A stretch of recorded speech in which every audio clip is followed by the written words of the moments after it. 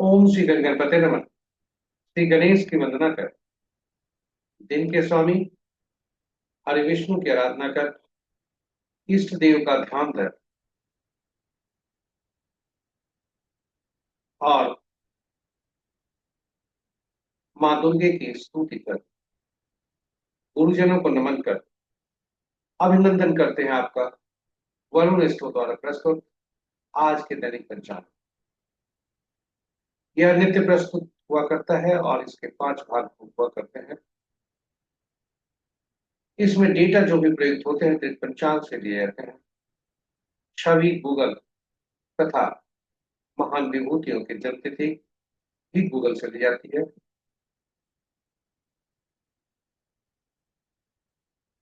Data जो भी प्रयुक्त होते हैं दैनिक पंचांग से लिए जाते हैं। छवि, ध्वनि और महान विभूतियों के जन्म विवरण गूगल से ली जाती है और यह प्रस्तुति आप तक यूट्यूब के माध्यम से हम सफलपूर्वक पहुंचा पाने में समर्थ हैं। पंचांग के जैसे जिस प्रकार 5 भाग होते हैं, इस दैनिक पंचांग के भी 5 भाग हैं। पहला भाग पंचांग मुहूर्त और ग्रहों के गोचर से संबंधित रखता है और इसी पहले भाग से पंचांग और मुहूर्त को लेकर हम नित्य लघु पंचांग अलग से प्रस्तुत करते रहते हैं। दूसरा भाग नक्षत्र से संबंध रखता है, जिसे ताराबलम कहते हैं। यह जन्म पत्रिका में चंद्रमा जिस नक्षत्र में है और आज जिस नक्षत्र में भ्रमण कर रहे हैं उनके अनुसार आज का दिन कैसा है यह हम जान पाते हैं। और यह ताराबलम 9 तारा चक्र पद्धति पर आधारित है।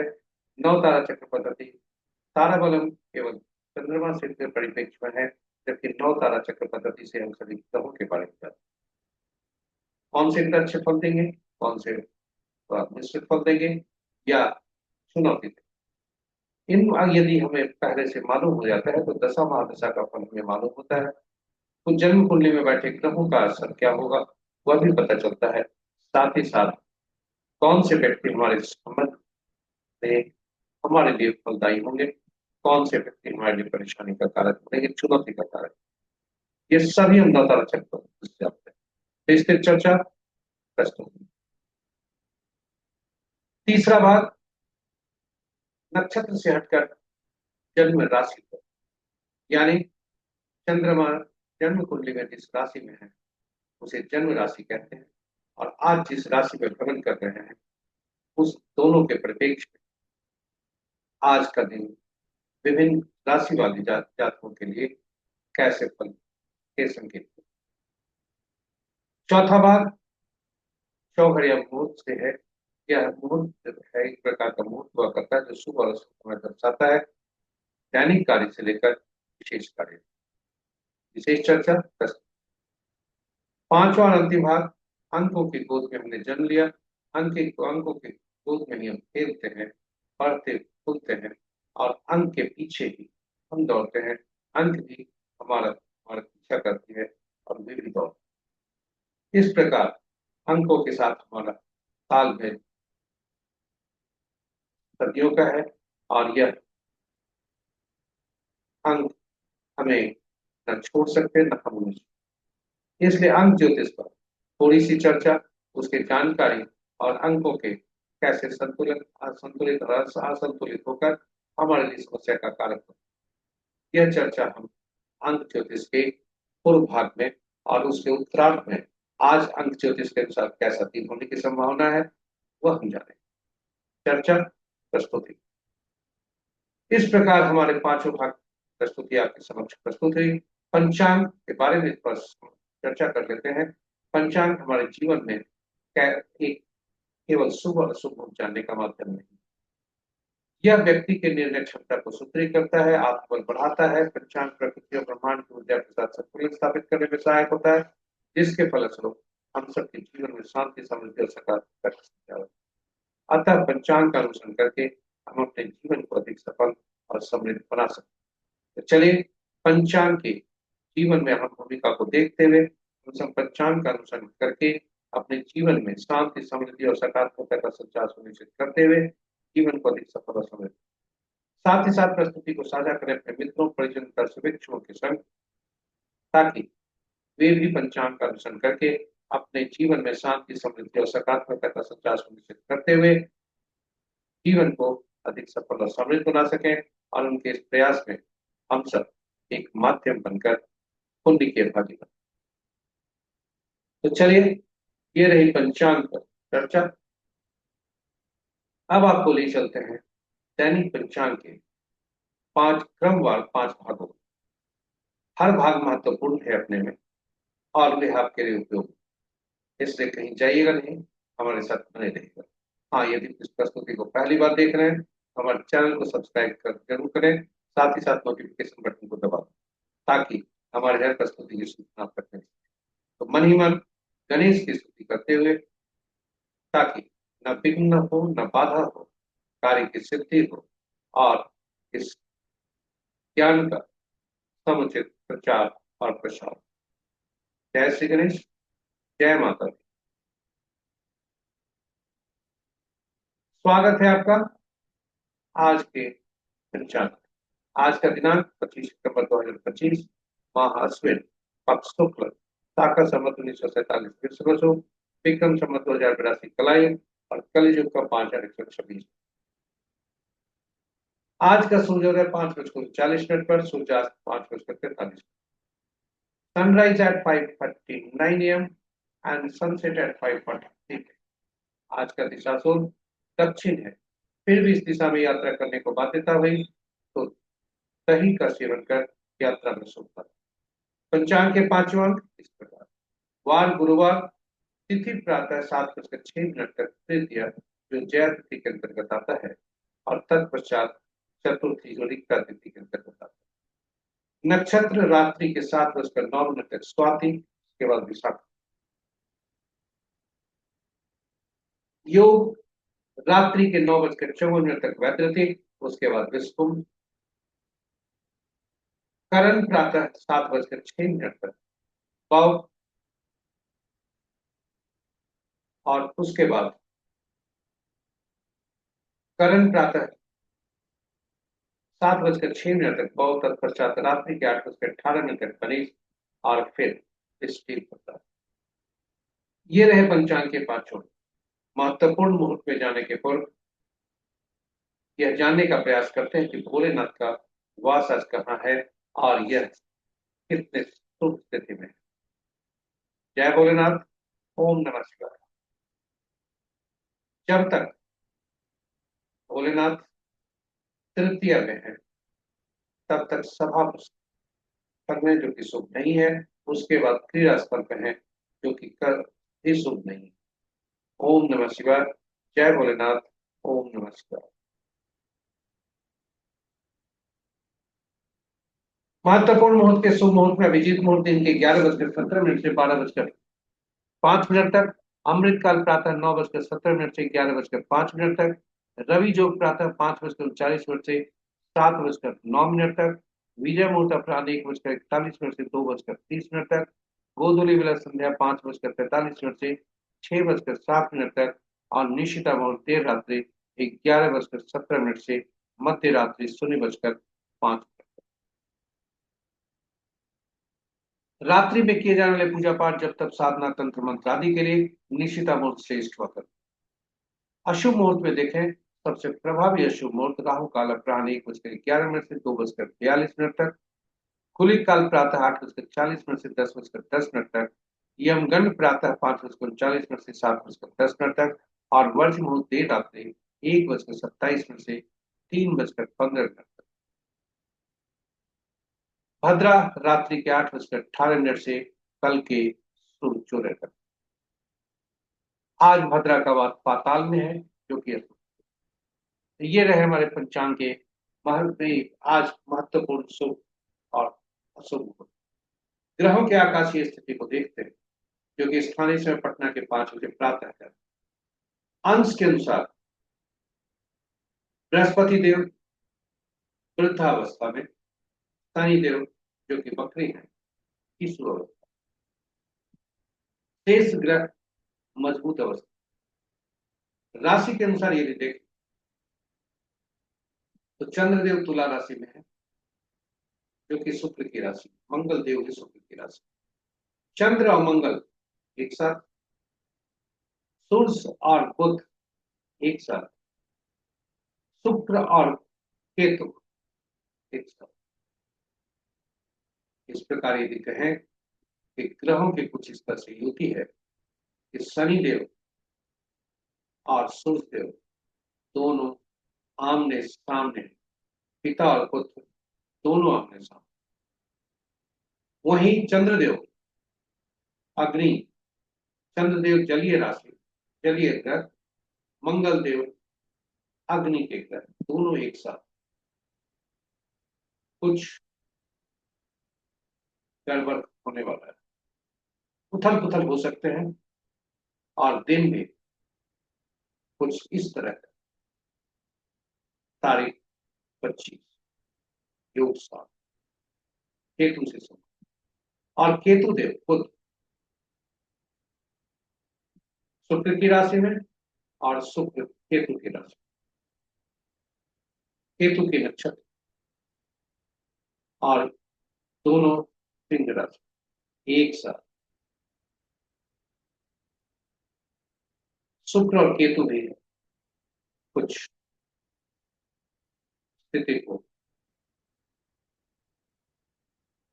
यदि जिनके ग्रह की प्रतिकूल स्थिति है, परेशान कर सकते। इस प्रकार राशि के अनुसार यदि देखा जाए तो मित्र राशि में मात्र एक ग्रह, शत्रु राशि में 3 ग्रह, स्तंभ राशि में 4 ग्रह, और अपनी ही राशि में एक ग्रह है, जो कि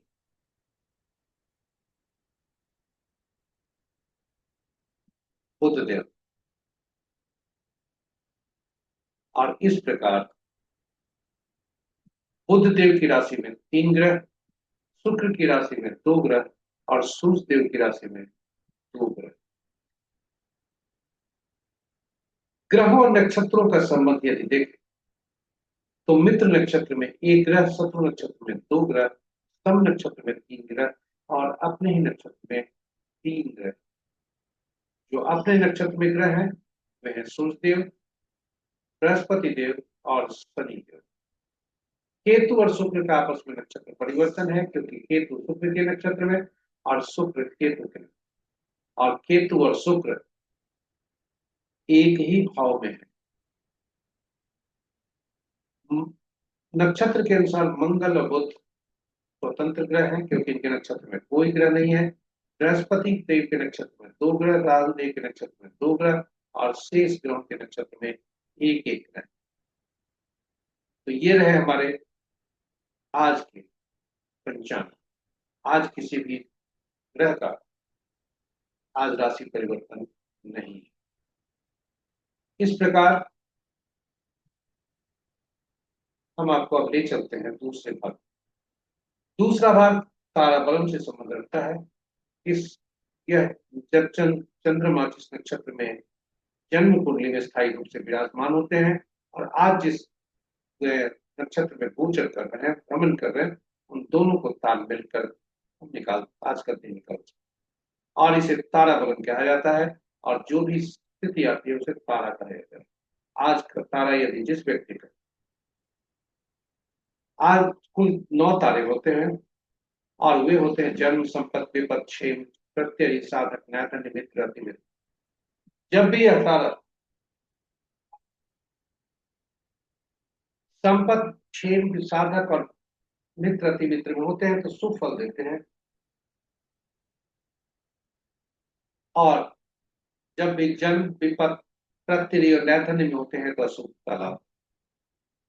शुभता और अशुभता की मात्रा जैसे जैसे इनकी क्रम संख्या बढ़ती है वैसे वैसे बढ़ता है। आज का तारा यदि जन्म, विपद, प्रत्यय और नैथन्य में हो, तो ये और कोई शुभ काम करने जा रहे हो तो कृपया अपने आप को रोकें। शुभ तारा का इंतजार करें, क्योंकि उस आप जो भी काम करने जा रहे हैं शुभता के लिए ही करने जा रहे हैं, और इसमें शुभता की संभावना कम है। यदि आपका तारा आज का संपत्ति, क्षेम, प्रसादक, मित्र और अतिमित्र है तो कोई भी काम आप आरंभ कर सकते हैं, साथ ही साथ किसी कार्य को यदि टाल रहे हैं उसे आज कर ही ना। तो यह चंद्रमा के गोचर का इस तरह से फल दे।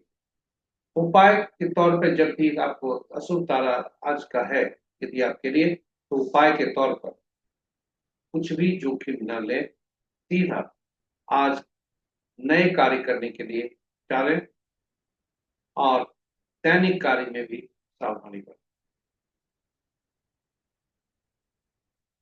ताराबलन के समक्ष जो आपके ऑरिजेंटल कॉलम है वो चंद्रमा के गोचर से संबंधित नक्षत्रों का नाम है, और ताराबलन के नीचे जो नक्षत्रों के नाम है वर्टिकल रोज में, वह जन्म पत्रिका में चंद्रमा जिस नक्षत्र में वे उनके नाम, और ये दोनों की क्रॉसिंग जहां होती है, दोनों का मिलान जहां होता है, वही आज आपका तारा है।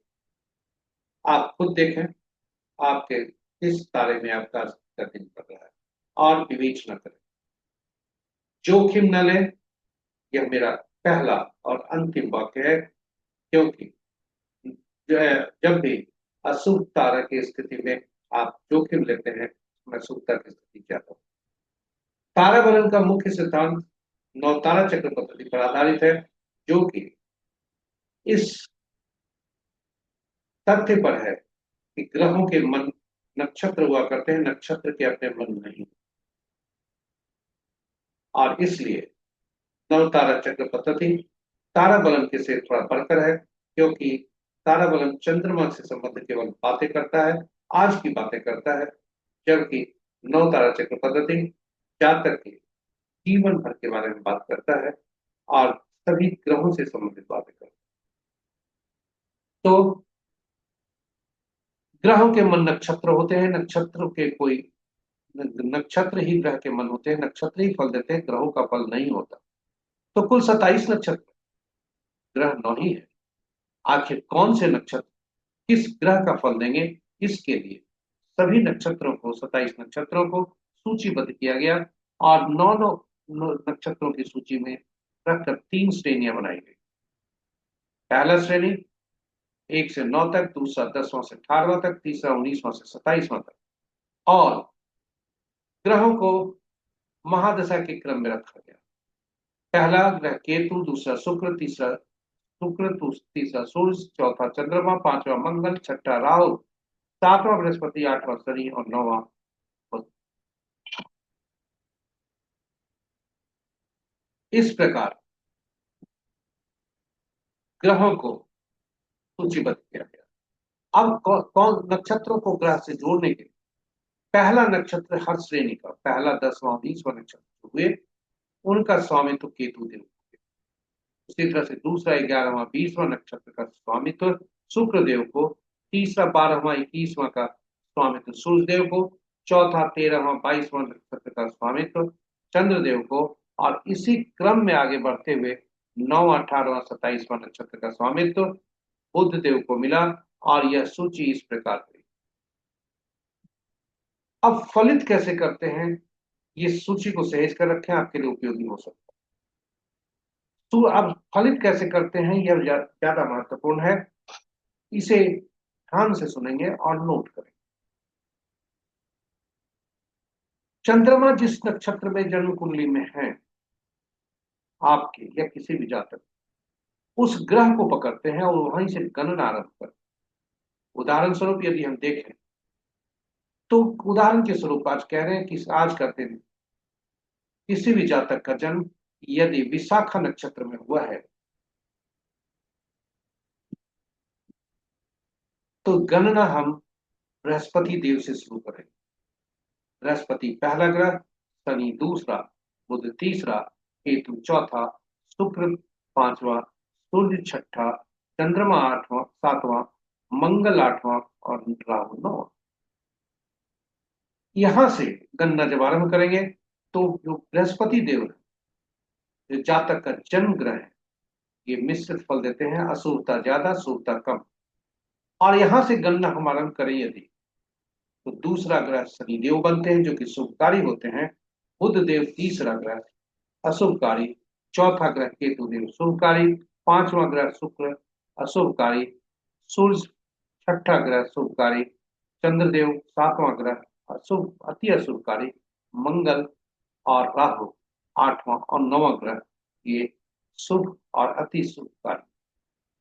और इस प्रकार सूची बन जाती है। यानी पहला ग्रह जन्म ग्रह जो शुभ नहीं है, दूसरा संपद, तीसरा विपद, चौथा क्षेम, पांचवा प्रत्यरी, छठा साधक, सातवां नैतनिक, आठवां नौवां मित्र और देह। हमने कहा था कि जैसे जैसे क्रम संख्या बढ़ती है इनकी, वैसे वैसे इनके फल पे शक्ति मिलती है, परिमाण और परिणाम दोनों ज्यादा बढ़ते जाते हैं। उदाहरण स्वरूप यदि शुभता देखें तो 2 में संपत्ति, 4 में उससे बढ़कर, 6 में उससे बढ़कर, 8 में उससे बढ़कर और 9 में सबसे ज्यादा। वहीं पहला में थोड़ा कम परेशानी चुनौती, दूसरा तीसरा में ज्यादा, पांचवा में उससे ज्यादा और सातवां में इतना ज्यादा असह्य तक। और इस प्रकार यदि बृहस्पति देव के नक्षत्र में देखें तो बृहस्पति देव के नक्षत्र से जन्मे जातक के लिए शनि देव, केतु देव, सूर्य देव, मंगल और राहु देव शुभकारी और शेष ग्रह शुभकारी। इस प्रकार यदि हम पहले ही जान जाए कि कौन से ग्रह हमारे लिए शुभकारी होंगे, कौन से अशुभकारी होंगे, तो आप ही बता दें दशा और महादशा का फल कैसा होगा, क्या हम नहीं जान सकते। और जब जान सकते हैं तो शुभ ग्रहों के दशा काल में हम सभी शुभ कार्यों का निष्पादन कर दें और अशुभ ग्रहों के दशा महादशा में अपने आप को मानसिक रूप से तैयार रखें, चुनौती का सामना करें।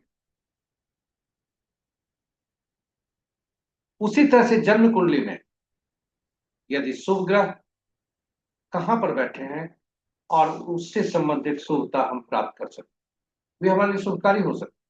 वहीं विपत्त चुनौती वाले ग्रह, शुभ वाले ग्रह यदि 6, 8, 12 में बैठ गए तो अशुभता ज्यादा हो सकती है और शेष स्थानों पर शुभता कम, अशुभता ज्यादा हो सकती है, चैलेंजिंग हो सकती है, यानी मेहनत करके फल हो सकता है आदि आदि।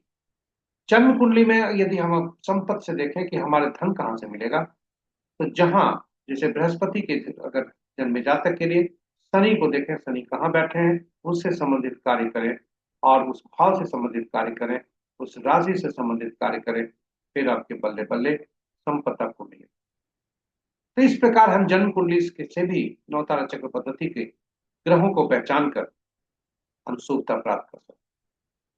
जीवन में जन्म से लेकर मृत्यु तक हम विभिन्न लोगों से मिलते हैं, विभिन्न प्रयोजनों के कारण मिलते हैं, विभिन्न कार्यों के कारण मिलते हैं, परंतु कौन से हमारे लिए शुभकारी होंगे, कौन से अशुभकारी, यहाँ नवतारा चक्र पुनः फिर आता है कि यदि आपका ग्रह जैसे बृहस्पति देव के नक्षत्र में यदि कहें जो जातक का जन्म हुआ है तो शनि, केतु, सूर्य, मंगल और राहु के नक्षत्र वाले जातक इनके लिए शुभकारी होंगे। तेईस ग्रह वाले जातक इनके लिए थोड़ी परेशानी ला सकते। तो यदि आप बिजनेस पार्टनर बना रहे हैं और आपका बिजनेस पार्टनर तीसरा नक्षत्र होता है, यानी बुध देव बनते हैं, फिर आपके लिए परेशानी का कारण बन सकता है। इस प्रकार हम आगे से भी जान सकते हैं कि कौन से जातक हमारे लिए शुभकारी, कौन से अशुभकारी होते हैं, और इस तरह से हम अपने आप को मानसिक रूप से तैयार कर सकते हैं, मानसिक रूप से स्वस्थ भी रह सकते हैं। और यही वजह है कि नव तारा चक्र पद्धति की फल की प्रमाणिकता और सटीकता के कारण हमने YouTube पर अलग से वीडियो पोस्ट किया है आपके ज्ञानवर्धन तथा आपकी उसकी उपयोगिता बढ़ाने हैं। इसमें भगवान राम, माँ सीता तथा पवन पुत्र हनुमान की कुंडली रखी है, जिसमें यह हम बताने का प्रयास किए हैं कि नौ तारा चक्र पद्धति से इनके आपस के संबंध कैसे प्रमाणित, जो कि हमारे इतिहास के पन्नों में ही नहीं, हमारे जीवा पर भी है, हमारे मन मस्तिष्क पर भी है, उनके आपस के संबंध कैसे। तो चलिए, जय श्री राम, जय हनुमान। आगे बढ़ते हैं, तारा बलम पर वापस आते हैं। आज का तारा बलम के बारे से हम किस हर जातक का तारा कैसा रहेगा ये कैसे जाए। तो आज चंद्रमा जो गोचर कर रहे हैं वह 7:09 पर स्वाति नक्षत्र में है। उसके बाद विशाखा नक्षत्र में जाएंगे। स्वाति नक्षत्र राहु से संबंधित है और विशाखा नक्षत्र बृहस्पति देव से संबंधित। यदि भरनी, पूर्वा फाल्गुनी या पूर्वाषाढ़ा नक्षत्र के वजन में जातक के लिए देखें तो पहला भाग प्रत्ययी होगा, दूसरा भाग साधक। इसी प्रकार हम हर जातक के बारे में जान सकते हैं। अश्विनी माघा मूलक से संबंध देखें तो पहला भाग साधक, दूसरा भाग नैधन। कृतिका उत्तरा फाल्गुनी उत्तराषाढ़ा से देखें तो पहला भाग क्षेम, दूसरा प्रत्यय। इसी तरह से हम सभी नक्षत्रों के बारे में जान सकते हैं और आप अपने नक्षत्र को देखकर फलित कर सकते हैं, योजना बना सकते हैं। और याद रहे, आज का जन्म अगर यदि आपका तारा जन्म विपत प्रत्यय और नैतन्य में है तो शुभ कार्यों को टालें। पुनर्वसु विशाखा पूर्व भाद्रपद नक्षत्र में आज का यदि जब आपका दिन पड़ता है, आपका जन्म है, तो पहला भाग अति मित्र और दूसरा भाग जन्म का होगा, क्योंकि विशाखा नक्षत्र में ही चंद्रमा भ्रमण करेगा। तो पुनः बता दें, यदि आपका तारा आज का जन्म विपत प्रत्यय या नैतन्य में है तो कोई उपाय नहीं करें, जोखिम न लें, कार्य को टालें और दैनिक कार्य में सावधानी बरतें। केवल आपकी जानकारी के लिए कि उपाय के तौर पर जो किताबों में लिखे हैं पुष्ट है, विभिन्न स्थानों से हमने संकलित किया है। तो उपाय के तौर पर जन्म में आज का तारा पड़ता है तो पीला कद्दू पत्ते वाली सब्जी का दान, विपत पड़ता है तो गुड़ का दान, प्रत्यय में पड़ता है नमक का दान और नैधन्य में पड़ता है तो मूठ को त्याग। मजबूरी हुई तो तिल सहित स्वर्ण का दान। और इस प्रकार 9 तारा चक्र पद्धति पर प्रस्तुत तारा बलम और 9 तारा चक्र पर चर्चा यहाँ समाप्त होती है। हम आपको अब अगले भाग में ले चलते हैं, नक्षत्र से राशि। चंद्रमा आज राशि में आज का राशि परिवर्तन नहीं है, किंतु तुला राशि में भ्रमण कर रहा है।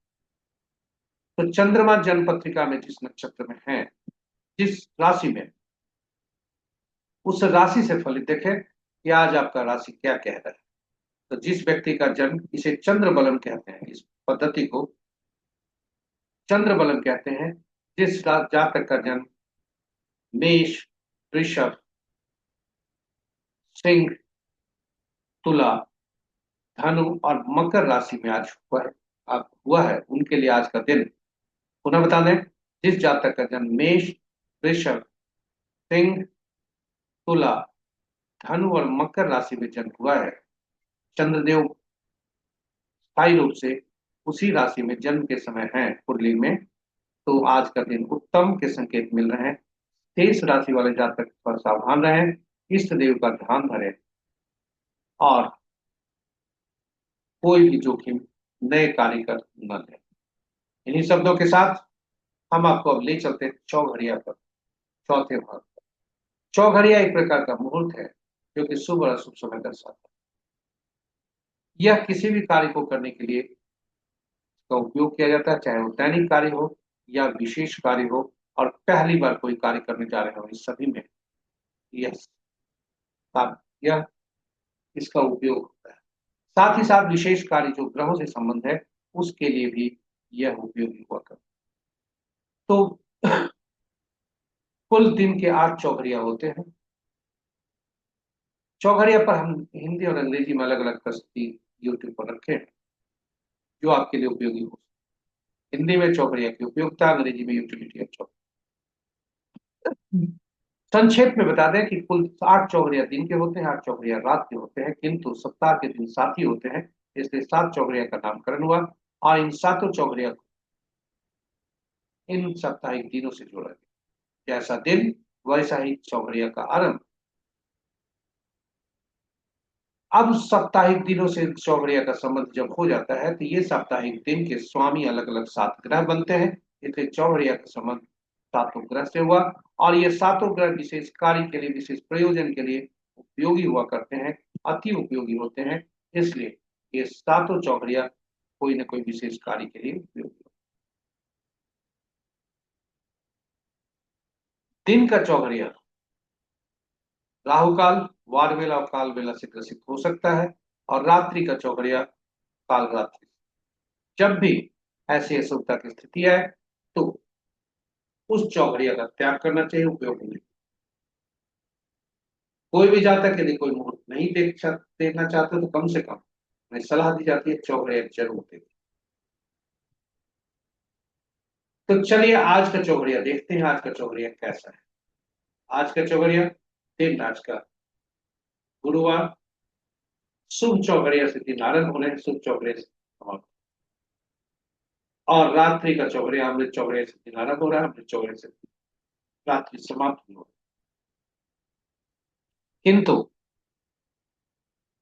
दिन के अपराह्न के 1:11 तक आज अमृत चौघड़िया, काल चौघड़िया, शुभ चौघड़िया जो होंगे वे विभिन्न अशुभ स्थितियों से व्याप्त है। अमृत चौघड़िया राहु काल से, काल चौघड़िया काल वेला से, शुभ चौघड़िया वार वेला से ग्रसित होता है। और रात्रि का चौघड़िया लाभ चौघड़िया से, रात्रि का चौघड़िया जो लाभ चौघड़िया है 11:41 से 1:11 तक वह काल रात्रि से ग्रसित। तो इन 4 चौघड़िया का परित्याग करना चाहिए ताकि आपके जीवन में शुद्धता बनी।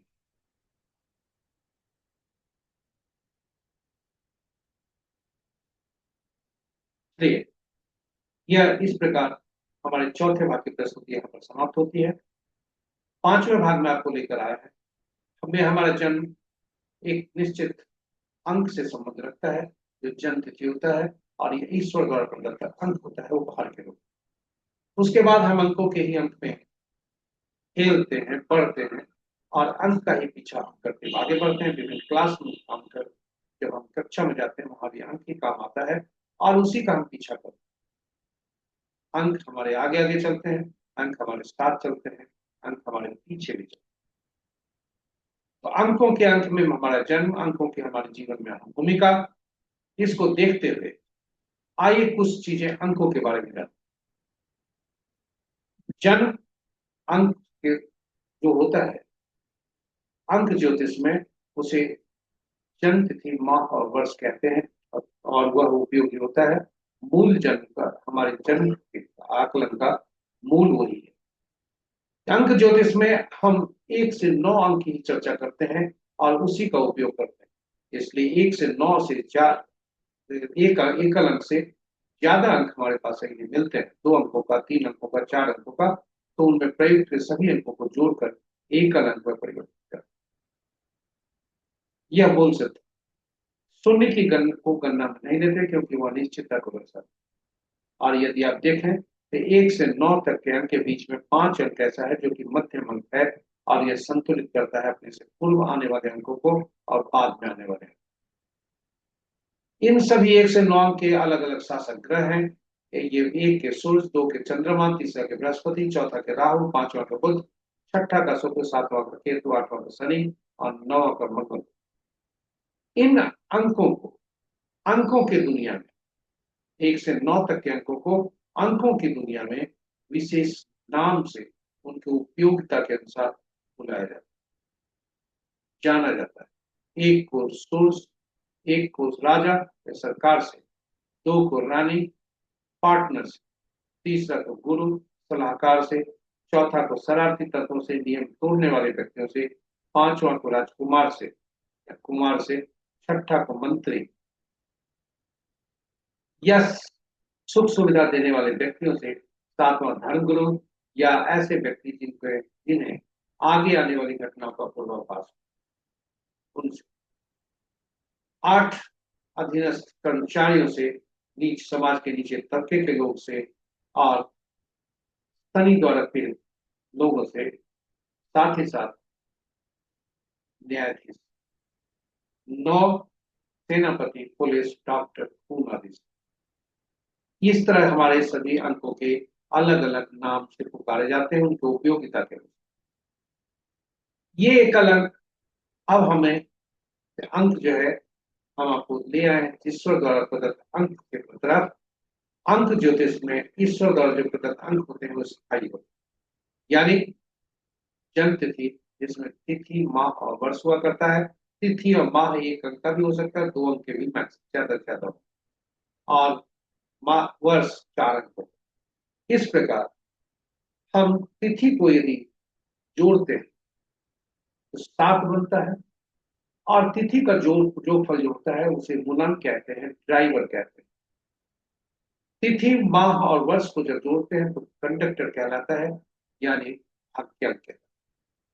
हमें यह जीवन भर सुनिश्चित करना है कि सबसे पहली विवेचना कि जो ड्राइवर है और कंडक्टर है उसमें आपस में तालमेल कैसे, और इसको संतुलित कर जब करना होता है तो हम विभिन्न अंकों का प्रयोग करते हैं।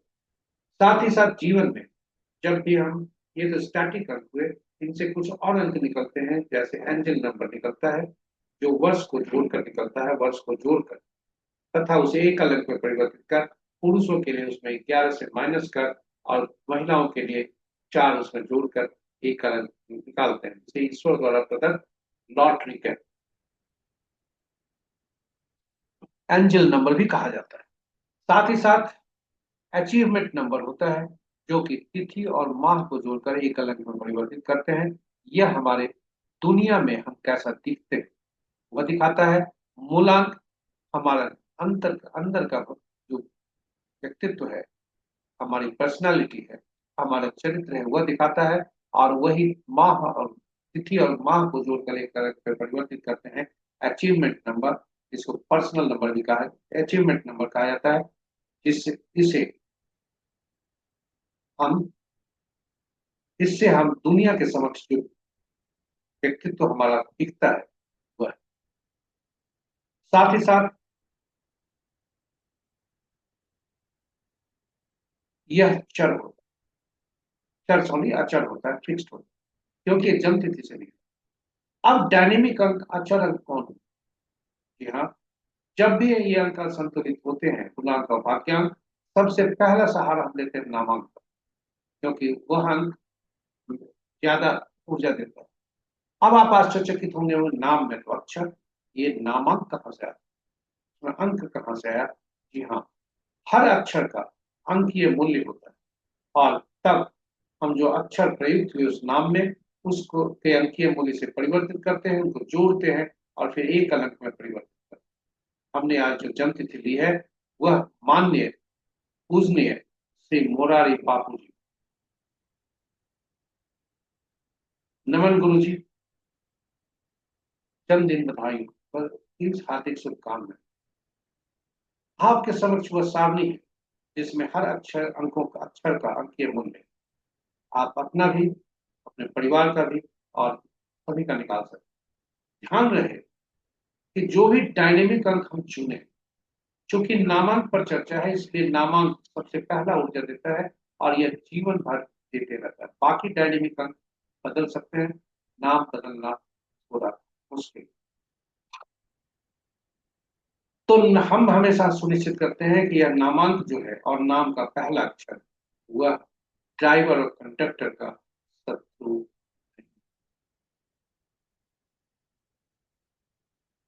इसी तरह नवजात शिशु का जब हम नाम निर्धारित करते हैं तो ये सुनिश्चित करते हैं कि उसका नाम ऐसे अंकों पे जाए जो ड्राइवर और कंडक्टर के साथ तालमेल रखे।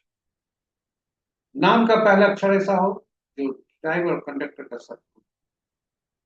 जीवन में जो भी अंक वो जातक लेना चाहता है, यह सुनिश्चित कर दे कि उसके लिए कौन कौन से अंक उसके शत्रु हैं, और शत्रु अंक को बिल्कुल भटकने न दे, अथवा अंक असंतुलित होते हैं, परेशानियां पड़ती। तो आप इस प्रकार, अब आप जानना चाहते होंगे, आपकी जिज्ञासा होती है अंक का दुश्मन अंक कौन है? जी हाँ, आपके समक्ष प्रस्तुत है अंकों के दुश्मन अंक। मूलांक 1 या भाग्यांक 1 हो तो उसके दुश्मन अंक 8 होते हैं, 2 के 4 6 8 9 होते हैं, 3 के 6 होते हैं, 4 के 8 9 4 2, 6 के 3 9, 7 के 7 9 3, 8 के 1 2 9 4 8 और 9 के 6 4 2 8 आपके समक्ष सूचीबद्ध। साथ ही साथ दूसरी सूची है जो कि नामांक का पहला अक्षर या दुश्मन अंक होता है, दुश्मन अक्षर होता है, इनको पहचाने। नामांक और भाग्यांक, सॉरी नामांक नहीं, पूर्णांक और भाग्यांक का अगर 1 पर है तो उसके नाम का पहला अक्षर यदि एफ या पी पर जाता है तो वह शत्रु परिणाम देता है। इसी प्रकार सभी अंकों के नाम के उनके नाम जो अल्फाबेट से जो शत्रु अंक अक्षर हैं वह आपके समक्ष प्रस्तुत करता है। इसे सहेज कर रखें और भविष्य में जो भी अंक का प्रयोग करें, चाहे मोबाइल के रूप में, शहर के रूप में, शहर के नाम पर, या विभिन्न मोबाइल संख्या, मकान संख्या, गाड़ी संख्या, सभी में जहां अंक प्रयुक्त हो रहे हैं वहां आप यह देखें, सुनिश्चित करें कि आपके अंक वो जो प्रयुक्त कर रहे हैं वो क्या हो। सुनिश्चित करें कि वो मूलांक और भाग्यांक के शत्रु नहीं, और इस प्रकार अंकों को संतुलित करें। कुछ अंक हमारे लिए जन्मजात असंतुलित होते हैं क्योंकि उन अंकों का प्रयोग हमारे जन्म तिथि में नहीं होता। यानी यदि हम कहें कि 25/9/1946 जन्म तिथि है, इसमें आप देखें 1 का प्रयोग हुआ, 2 का हुआ, 3 कहीं नहीं, 4 है, 5 भी है, 6 भी है, 7, 8 का योग संभावना कम है। और इस प्रकार हम सभी अंकों को देखते हैं। जब हम शत्रु अंक को देखते हैं तो कुछ अंक ऐसे हैं जो अपने ही दुश्मन, 4, 7, 8 और 9, ये अपने ही दुश्मन, यानी 4 मूलांक है, 4 भाग्यांक है, तो आपस के शत्रु, मन ही मन शत्रुता बैठी है। तो चलिए विस्तृत चर्चा फिर कभी फुर्सत के क्षणों में। अब आपको ले चलते हैं आज का अंक शास्त्र क्या कहता है, आज का थीम क्या कहता है। हमने 9 सितंबर माह के जो भी प्रस्तुति रही है, सितंबर 2025 में इसमें कहा है कि सितंबर माह में 2 सितंबर 2025 के माह में जन्मे जातक का मूलांक और भाग्यांक एक ही होगा। और यह आज भी देखें 25/9/2025, आज के दिन जन्मे जातक के लिए 5 अंक ईश्वर द्वारा प्रदत्त है जो कि उनके आत्मविश्वास को बढ़ाता रहेगा आज। और आज का मूलांक 7, भाग्यांक 7, 7 भाग्यांक वाले का विभिन्न मूलांक वालों से कैसा संबंध रहेगा, इसकी सूची आपके, यदि आप देखें तो 7 अंक मित्र हैं केवल 4 अंक से, 6 अंक से और 8 अंक से। शेष अंक के साथ 1 अंक, 2 अंक और 5 अंक के साथ ये तटस्थ है, अन्य अंकों के साथ इस तरह। तो जिन अंकों के साथ तटस्थ या मित्रवत है, उन अंकों के में जन्मे जातक के, यानी जिनका मूलांक 1, 2, 4, 6, 8 और 8 है, ये इनके ऐसे जातक के लिए आज के संकेत स्थूलता के संकेत। अन्य के लिए थोड़ी सावधानी बरतने की आवश्यकता है, शत्रुता के। इस प्रकार हमारी प्रस्तुति यहाँ पर समाप्त होती है। आशा करते हैं ये आपके लिए काफी उपयोगी रहा। आप हमारे साथ बने रहे, इसके लिए बहुत बहुत धन्यवाद। इस प्रस्तुति को यदि पहली बार देखे तो आप से अनुरोध है चैनल को सब्सक्राइब करें, नोटिफिकेशन बटन को दबा लें, साथ ही साथ साझा करें प्रस्तुति को अपने मित्रों, परिजनों और शुभेच्छुओं के साथ, ताकि वे भी इससे लाभान्वित हो सके और उनके इस प्रयास में, उनके लाभ में हम सब पुण्य एक माध्यम बनकर पुण्य के कल पुनः नई प्रस्तुति के साथ समक्ष उपस्थित होंगे। तब तक के लिए हमें आज्ञा दें। आज का दिन आपका शुभ हो। जय श्री कृष्ण, जय माता दी।